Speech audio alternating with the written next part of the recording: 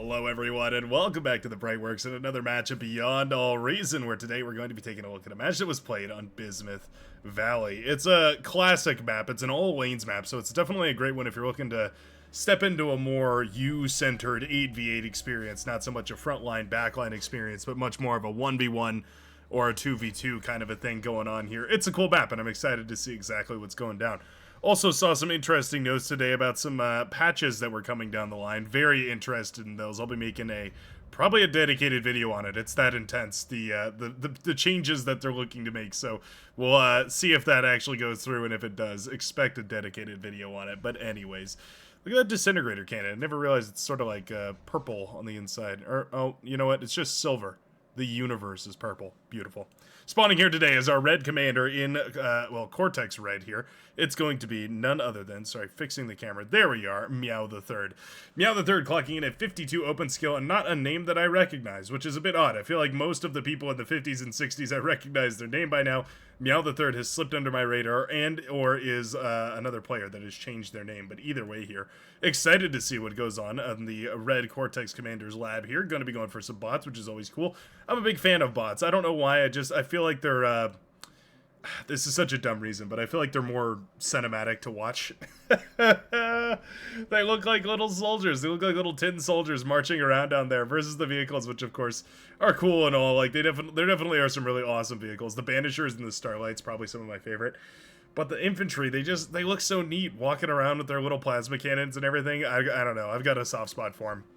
All my days playing Command and Conquer, watching the little the Grenadiers rolling out and all those guys. Anyways, spawning over here in blue as an Armada commander. Nicely done too. We've got blue and red lined up as arm and core, which is always cool to see. It's gonna be none other than Bloatier, a name I definitely do recognize. Definitely an aggressive commander and a skilled one at that. Going to be playing with that, of course, the star chevron count, which means that they are a previous tournament winner and are going to be going for one of those good old-fashioned Armada bot labs. So indeed, we already have a tech headed across the map, but actually not going to be the first one to do some aggression across the map. It looks like the Cyan commander DB, Trash DB, the Cyan 39 open skill hero right here, is going to get these ticks across the map first. We also had, looks like a single tick over here that was deflected quite nicely by the green commander. How much damage can these ticks do? So far, not much. Actually, a stellar defense right now from the brown commander, Coffence. We'll go with Coffence. Hopefully that's right and not horribly offensive. I know some of these names are just bad words in other languages, and I don't know what to do other than apologize because I don't speak those languages. Nice defense right here from the purple commander. The solar panel shutting down right here, but that's hardly any sort of a trouble because, of course, that will reopen in just a minute here, and we've already got wind turbines to supplement that energy economy. Anyways, this is sort of just the backup, and already we're leaking energy as well, so for Flying Duck, not so much of an issue, at least not for the time being. Sometimes that can really hurt. A couple of bombers come across and shut down big fields of solar panels, especially on solar-only maps, those meteor... What is it? There's the meteor map and the meteor map and the red meteor map. Comet Catcher, that's the word that I was looking for. I can't believe I forgot that one. Comet Catcher, such a classic map. I feel like everybody's played Comet Catcher, at least if not for the scenarios mission that's incredibly hard against 3 AI. I did that scenario exactly once and lost at the very end. Or no, I didn't lose. My power went out. That's what it was. It was like the dumbest thing. I killed 2 out of 3 commanders with a bunch of T3 units, and my power went out, and so I lost the save. And I was like, oh man. Well, now I feel like never doing that again. Slick Like Vic with a beautiful name, going to be moving to a forward bot lab here. Interesting. So the build power is great because obviously that allows you to repair forward units as well. That gives you sort of this kind of forward base of operations, but actually moving your whole build power forward gives you that defender's advantage on the front line. So it turns what is normally a defensive tool into an offensive tool, which can be really, really powerful in the early game. And, well, as you go into T2, it's not uncommon that we see a lot of these top-level commanders going for those early T2 labs on the front line or the mid-line position here. Little bit of a bots versus vehicles brawl right now. The brown commander Coffence going into those blitzes, the T1 Armada vehicles. Means that the static defense is, well, more than questionable. I'm curious why we're going for a beamer turret here. If we throw down an HLT, I'd be a little concerned, but no, okay, it looks like we're just doing a little bit of a beamer tower crawl. That's interesting, certainly. Bit of a strange strategy to use against vehicles, particularly, but not the end of the world. And of course, these beam turrets do decent damage. I mean, against the blitzes, they'll melt them down pretty quickly. Against medium tanks and heavier, they're going to be suspect, to say the least. But at least for the time being, I guess it does apply a lot of pressure, and it denies a bunch of area on the map, which is super valuable. Red Grunts finding their way through here. The Seafoam Green Commander not paying attention while sending some ticks backwards to defend, but it does mean the front line was neglected here, and now the Grunts have found this frontline construction lab, and these, well, these bad boys are not here to mess around. Oh yeah, can we save the build power? Doesn't look like it. The Grunts do manage to take down, oh, both of the build towers. That hurts right there. That's going to be another minute or two before we see those construction turrets rebuilt right now.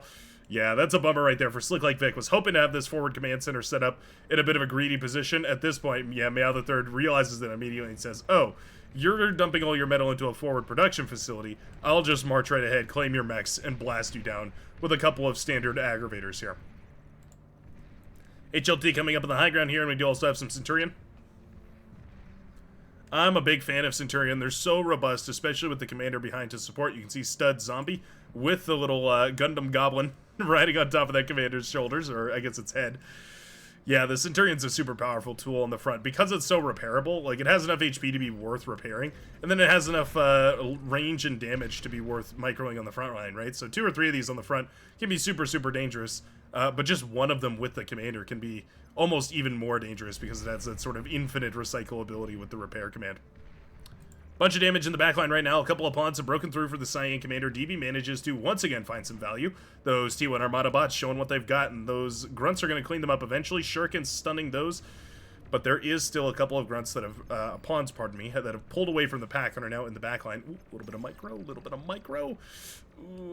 Pawns probably could have killed a Constructor there. Not the end of the world, but it would have been nice to snag that Constructor. Shuts down the build power, well, by I guess about half for the Orange Commander in the backline here, who's relying on those Constructors entirely to pump out units. Would have been a nice pick-off, but again, not the end of the world. That's still tremendous value. Trying to snag these mexes is another great thing. Always important to focus on those metal extractors over the units, right? Kill the enemy's wallet. Don't kill their units. Their mace on the front lines. And speaking of maces, I think those would do well right here. We need some sort of HP bar on the front, and we just don't have it. We have a single Rocketeer and a whole bunch of ticks, and those just don't have the sustain to really keep this in motion. Meow the Third. Do I like this? I guess I do. Yeah, the commander's surrounding himself with units, but it really doesn't matter because all those units are going to be left on this side of the field. I think this ended up being a bit too aggressive. Yeah, the Red Commander overdoing it a little bit here as the army sweeps down south in a bit of a pincer maneuver. Suddenly, Meow the Third is in a ton of trouble, goes down, and the Red Army follows just thereafter. What an overcommitment right there from the Red Commander. Should have played it safe and steady, just slowly moving with that army. It does mean here that the Green Commander is going to go down to the Yellow forces. I love this back and forth, right? So the Green Army has shifted down to save his teammate, means the Yellow Army was able to apply pressure on this southern side, and then now this army has to rotate back in this direction. So without any sort of, oh, we do have production in the back line. Oh, okay. Well, with the production up and running, I guess this actually isn't that bad of an issue right here. Yeah. I think Slick Like Vic is going to be able to rebuild into this not terribly. And Stud Zombie is going to have to contend with an army that is now fueled by 1,000 or so metal dumped into the economy right now. Gotta be so careful with those Centurion. Oh, you don't want to lose them. Yeah, appreciate that we're microing those back. It's really, really important that those stay alive. You have to get a lot of value out of them to, well, get the value out of them.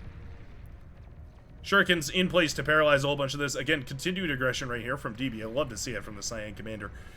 39 open skill and showing us how they've earned every bar. That constant harassment can, not only does it help you, but it also relieves a lot of pressure from your teammates. We've got bombers.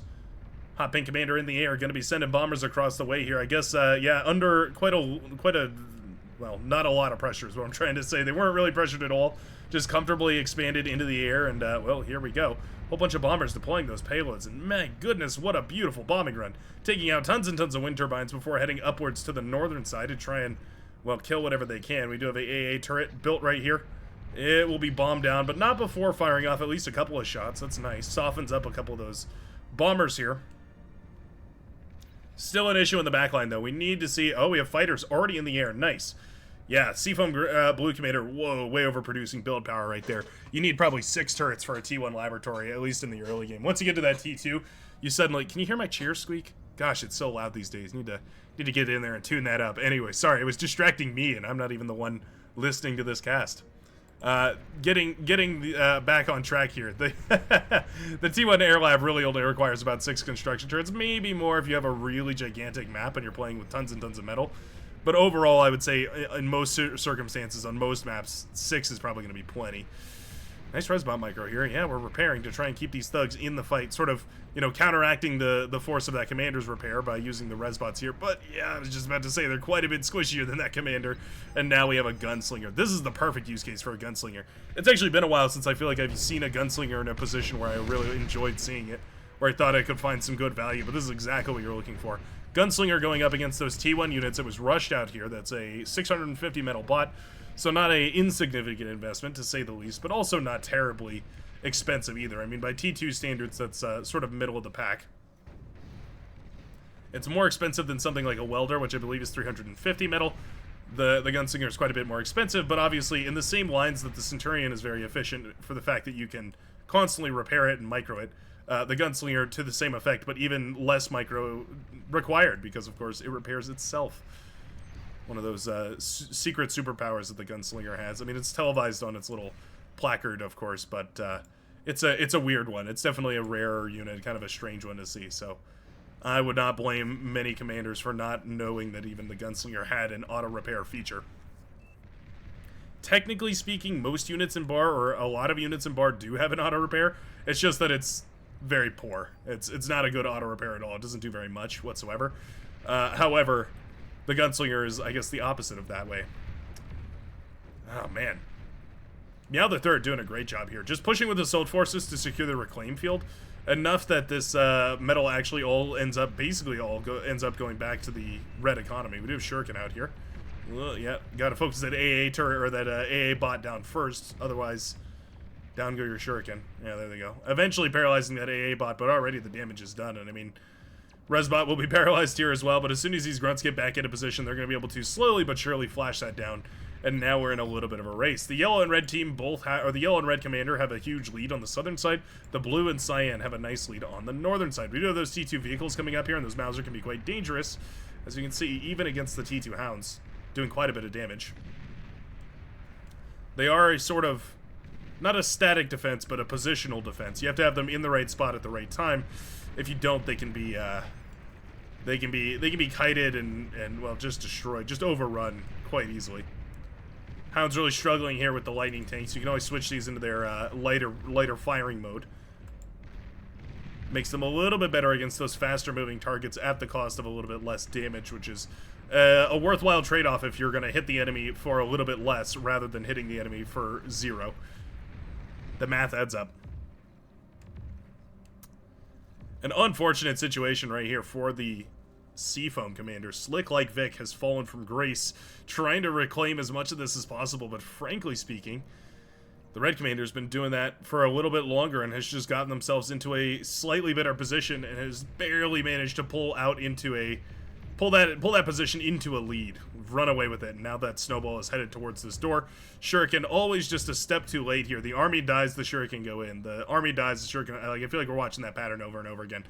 Hard to blame the air player, right? There's a lot to focus on a map this big, especially across effectively 7 different lanes. But one of the ways you can alleviate that pain is, of course, to just share those Shuriken. Yeah, share the love, spread the paralytic power of those blade wings, and hand them over to the commander that needs them most. In this case, obviously, the Seafoam commander, but you can hand them out to everybody. Sometimes when I'm playing air as a core commander, so that's two conditions that are rare to meet. But when it happens, oftentimes I will end up handing 3 or 4 Shuriken to every commander. And what I'll do is I'll drop them in their base and I'll hand them over, because half the time the commanders won't even notice that they have Shuriken. But if enemy units get into the base, the Shuriken will kick in automatically and they'll start going and paralyzing units. It's a really useful tool. Very, very effective at shutting that sort of stuff down. Ooh, zombie in a little trouble. 3% HP, but he is cloaked, so these guys are having a hard time fighting him. Gunslingers are going to do it. Hey, nicely done. Some A-tier dancing right there from the yellow commander. Manages to escape with his life and gets a couple more of those gunslingers on the field. Looks like that was the green commander right there, going down to a bunch of missile trucks. Missile trucks and Janus wreckages, so I think that story's pretty easy to piece together. More and more Sheldon starting to build up on the southern side. This is sort of a do or die moment right here for the orange commander. When you start to see 2 Sheldon, it means you're going to see 4 Sheldon.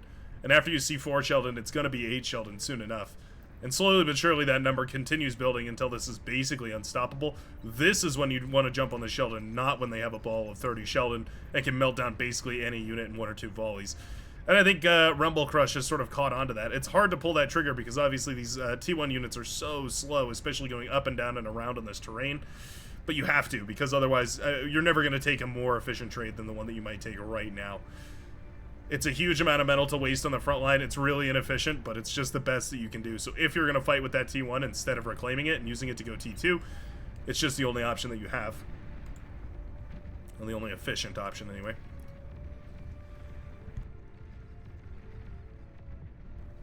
Looks like the gunslingers were caught on the southern side. Oh, man. Looks like this whole army was caught on the southern side here, actually. Handed over from the yellow commander, I guess. Loads of static defenses are nice for holding back this push of tanks. Yeah, very curious what on earth happened here. A bunch of units appear to have been handed over to the red commander from the yellow commander. Well, now it's all dead, and that's plenty of metal ripe for the taking. The resbots move into position. Oh, yeah, look at that. Gonna try and resurrect those gunslingers before resing anything else. Love to see that. Yeah, when in doubt, res the enemy's T2 units. They're very valuable. They're very good at their jobs. May as well. Lightning tanks have moved into position, and we've really hit that critical threshold. These T1 medium tanks are just not going to be able to keep up against the Sheldon at this point.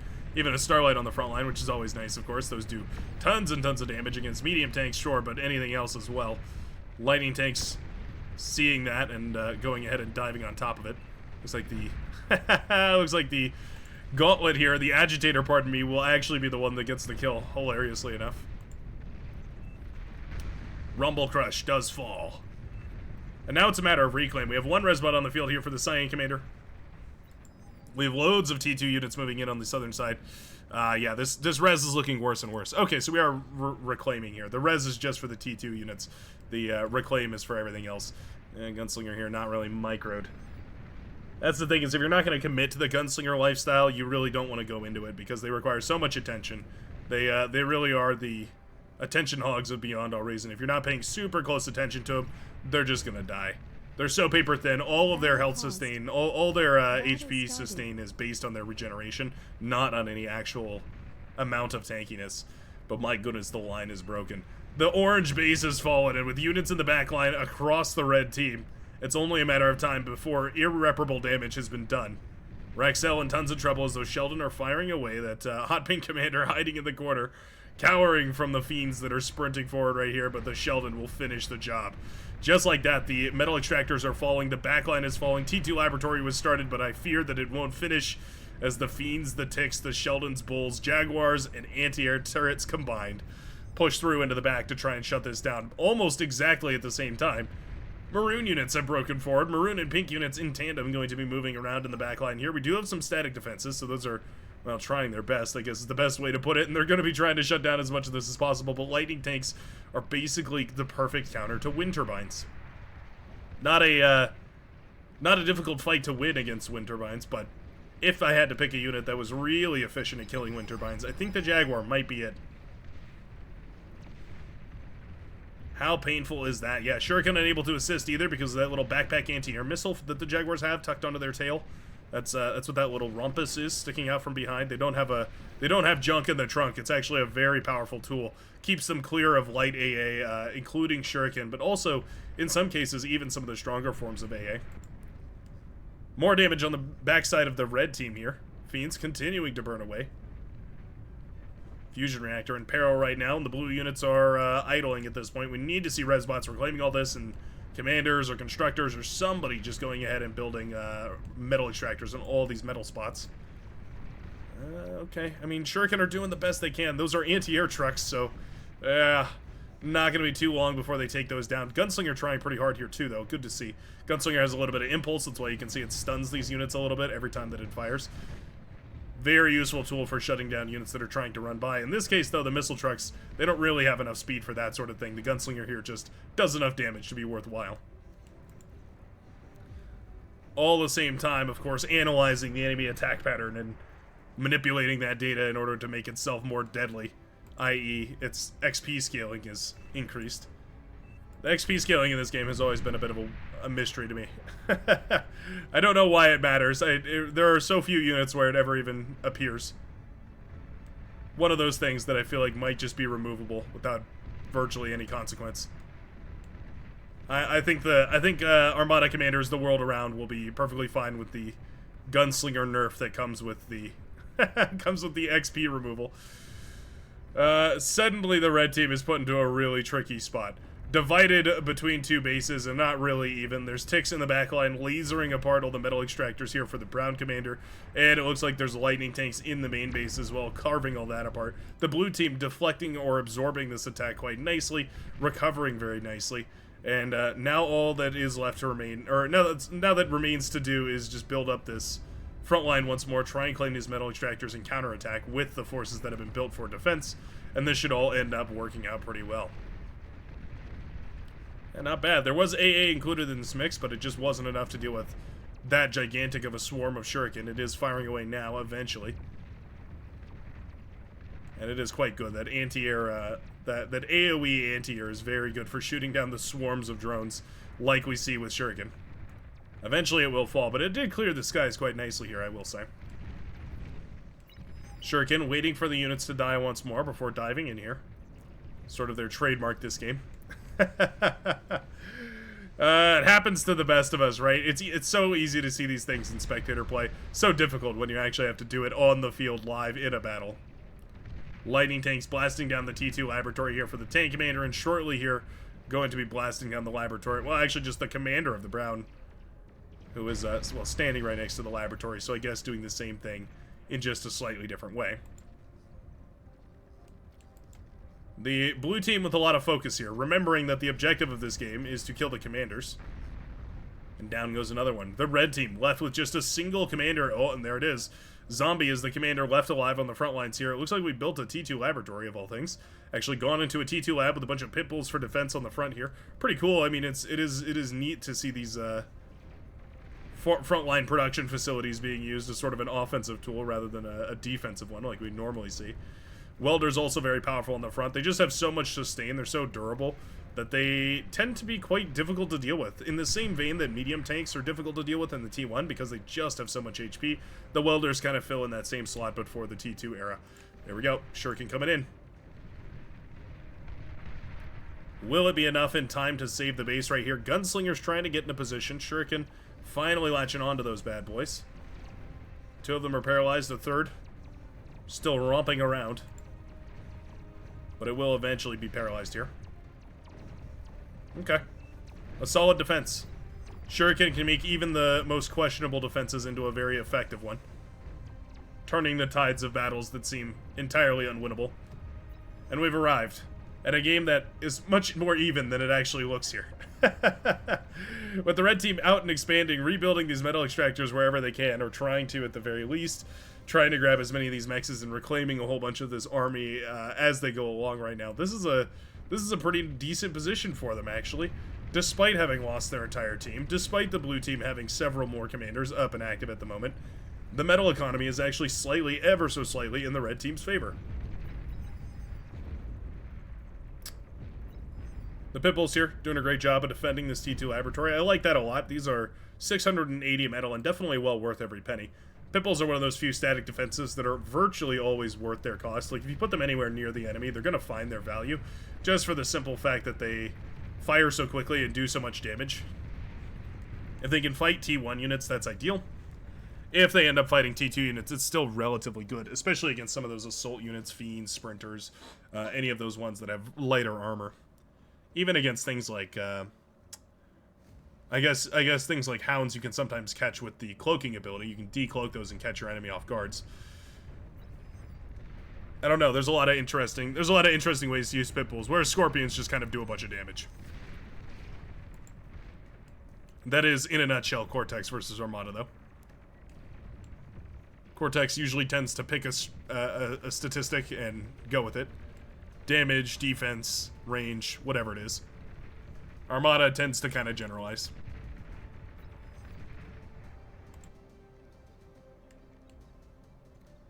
We've got we've got more twin guards coming up here. You know, it's so strange that we've seen walls gain prevalence recently, but it's not unsurprising. They have always been a very effective tool in Beyond No Reason. It's just the fact that For the longest time, I think nobody really appreciated that value, and now suddenly the era of the wall has commenced. I think the blue team is ready to end this one, though. There's tons and tons of red fighters, rather, gathering like a storm on the northern side here. But bombers are ready to collapse on top of all this. We've got tons of bombers for the Cyan Commander. It looks like we've also got bombers and gunships for the Blue Commander. Those are T2 bombers as well, so not messing around here. And despite the metal incomes being matched for quite some time, the army value is nearly double that of the red teams here for the Blue Commanders. Scouting planes sent forward to absorb a couple of those shots before the fighters come in to sweep it up, and man, you can see how effective that is. Wasting the firepower right there on those fighters and making sure that the Cyan Navy, the Cyan Air Force, not sure why I reached for Navy right there. They easily won that fight. I mean, well and away won that fight 3 or 4 times over. Wow, look at that flak though. Oh my goodness. Oh, okay. 20 flak turrets later, and I guess the red commander isn't having any of it. Wow, okay. 7 flak turrets. That's 7,000 metal worth of flak turrets, right? Oh, no, it isn't. It's 5,000 metal worth? Oh, no, we're deconstructing them. I see. Yeah, these are 850 apiece. Okay, they're a little cheaper than I thought they were. I thought they were 1,000. Maybe that's just the Armada one. Anyways. Oh, here, we can check right now. No, 820. Okay, those are a little cheaper than I thought they were.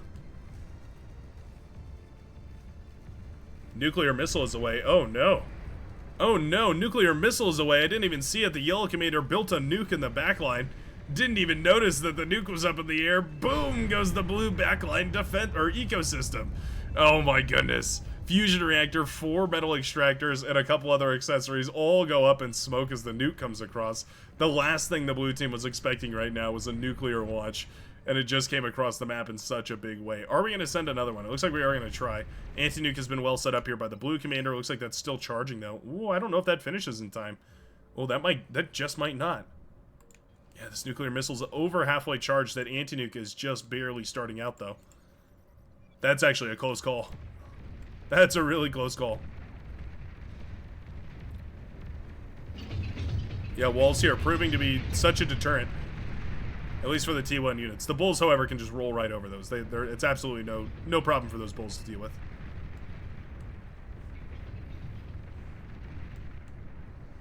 Oh, don't tell me. Don't tell me. They're making it look possible. They're making it look downright doable. Did the blue team just stop scaling? Like, the energy economy is now in the red team's favor. The metal economy is so close, and it really shouldn't be. Oh my goodness. Mammoths on the front here now blasting away at whatever they can, trying to blast down as many of these infantry as possible. But they're swarming forward. Pawns and grunts alike swarming out of these laboratories. They're gonna find the purple base. Oh my goodness. E-converters go up in smoke, and now these units find the fusion reactors. No way. Down go the purple fusion reactors right there, shutting off the energy supply for the purple commander. Lightning tanks ravaging their backline economy meanwhile. The E-storage about to fall, wind turbines in peril, and a bunch of advanced metal extractors going down. Second nuclear missile does connect with the blue commander. Oh my goodness, the anti-nuke wasn't charged yet. I can't believe what we're seeing here. This is the comeback of all comebacks. The red team is clawing their way back into this game. Beyond all reason, incarnate. This might be the closest match. I didn't even expect it. I thought that, you know, bismuth matches don't tend to go like this. This is a wild back and forth. Jaguars from the pink commander moving forward at this point. Not sure even where these came from. I guess there is a single lowly pink laboratory right there. Why are we sending in more and more of these T1 forces? They're just dying over and over. Oh no. That is so painful. Roughnecks jumping on these lightning tanks one by one for some reason. No static defenses back here. We still have a T1. We're still pumping out T1 units. Oh, this is the blue team not reacting appropriately to their advantage, saying, you know what, we've run away with it far enough. We don't really have to worry about it too much. We don't have to flex into T2 into T3. We'll just keep producing T2 fusion economies and go ahead and go for T1 units. And well, look how it's turned out. Welders on the front here for the yellow commander. He's going for an age-old, a timeless classic of a composition. It's Welder Sharpshooter. You may recognize it from my every time I talk about Armada compositions. I absolutely adore this composition. You have so much firepower from the sharpshooters and so much sustain from the welders. It's so easy to justify. It's a composition that works with such little micro and such tremendous success. As you can see, suffering basically no pushback here as these units march forward. That rattlesnake needs to go. There we go. Finally clicking that down and freeing up these welders to move into the backline. Well, there we go. The Lavender Commander is now dead. Oh, I hear bombers. There they are. There they are. Red bombers coming across the map. They find the fusion reactor. Oh, nuclear missile to the face as the anti-nuke goes down. The red team with supreme coordination, with overwhelming determination, with willpower to rival that of the gods. The Marauders, they're just too late. They're just so too late. APHIS here has been finished. I have a feeling it won't last long. Bombs away. Boom goes the APHIS and accompanying laboratory build power and everything else that was decorating it.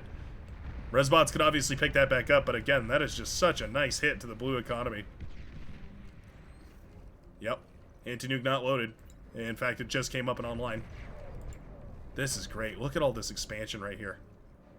Yeah, the Yellow Commander doing a great job of expanding with these T2 mexes. I mean, if we just select these two T2 mexes, kind of, you know, disconnecting all these mexes here, it's 109 metal right now that the Yellow Commander is getting from the T2 mexes, just the ones that have claimed from the enemy base. I mean, we could easily go into T3. We can afford those T2 laboratories. We can afford these expensive compositions. The sharpshooter's so energy dense, really expensive to build. So you have to be rolling in the energy if you want to build those.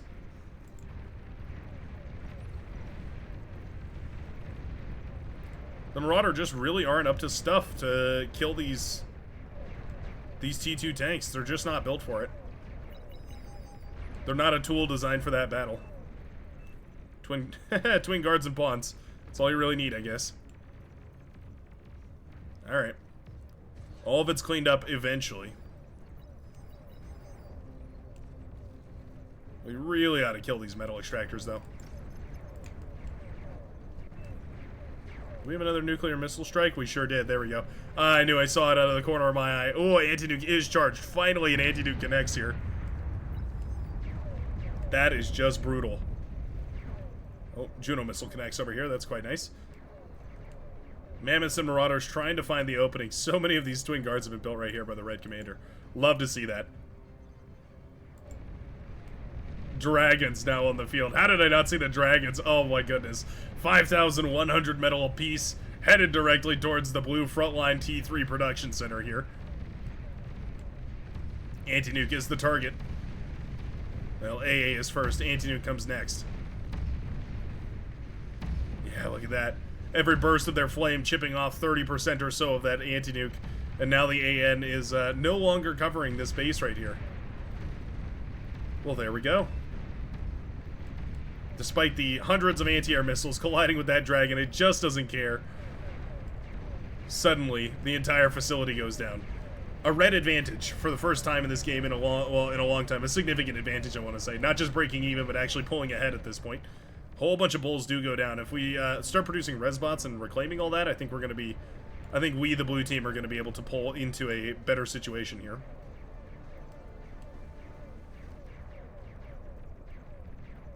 Mammoth's trying to blast down those statics here. A little preoccupied with those static defenses and getting swarmed by a bunch of units. Always funny. Target priority. Razorback here trying its very best. We have some units running forward as well. Yeah, the Razorback's not going to come out anytime soon. This base is actually unguarded. Oh no.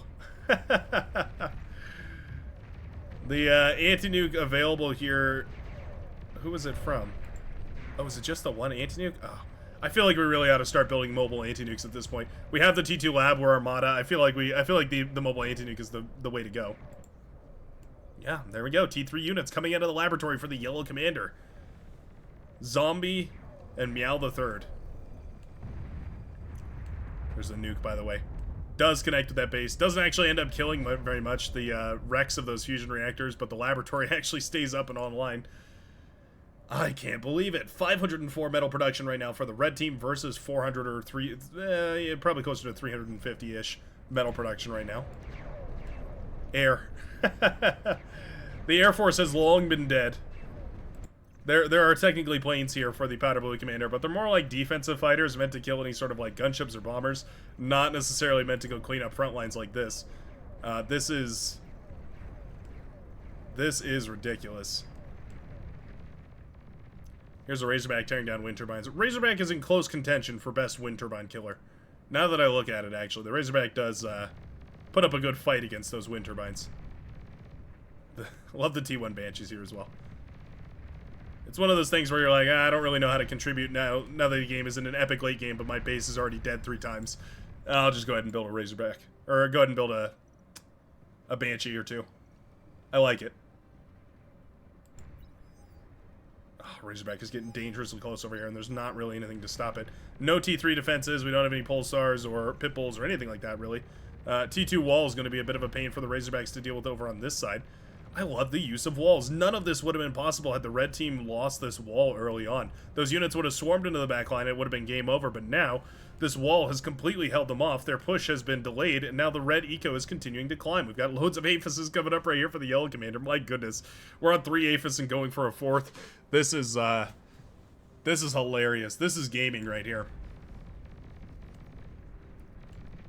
Razorback just slowly but steadily pulling apart this back line here. Not really in any kind of rush. There's not even really anything that the red team can do, or the blue team can do about it.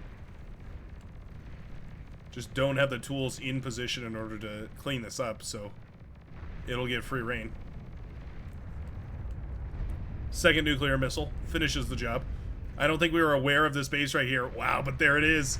Ladies and gentlemen, against all odds, despite being knocked down over and over again, despite overwhelming aggression, the red team manages to pull through with the victory. I cannot believe what I'm seeing here, but a phenomenal expansion on the southern side. Zombie, indeed, earning the award for destroying enemy resource production, and well earned for their push through the southern side, and the red team for holding into this game and not getting complacent, I think, is really the victor here.